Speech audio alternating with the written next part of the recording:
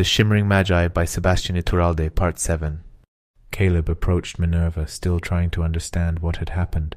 The bubbles of darkness must have been responsible for turning the water into crystal shards. "Are you okay?" he asked as he pushed back the hood of his robe. Minerva looked up and was surprised by Caleb's beauty. "Yes, I'm fine," she said as she straightened her attire. "Let's find the others." Caleb examined Minerva and saw that she was indeed fine. "What happened?" he asked.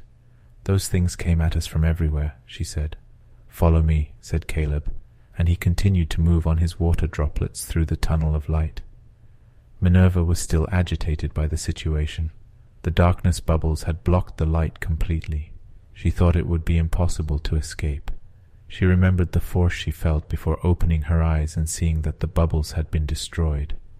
After a short time traveling through the tunnels of light, they met up with the rest of the group. Duncan approached when he saw her. "What happened?"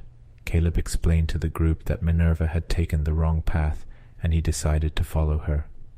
He then recounted what had happened and how the shards of ice destroyed the darkness bubbles before crashing against the walls of the tunnel of light.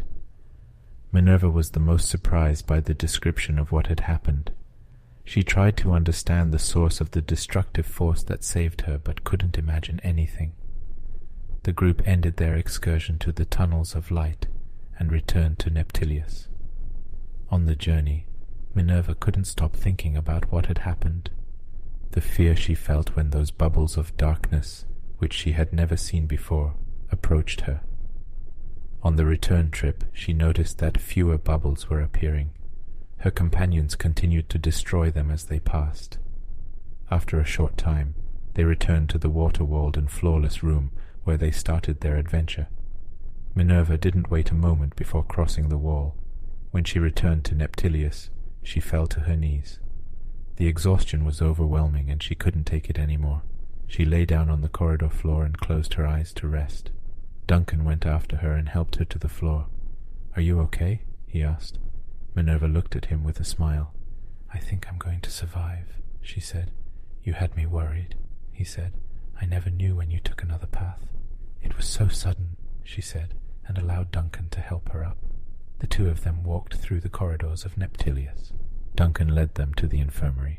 The place was an empty room with a water elemental in the middle. The water elemental was used to heal any injuries or illnesses that the residents of Neptilius had.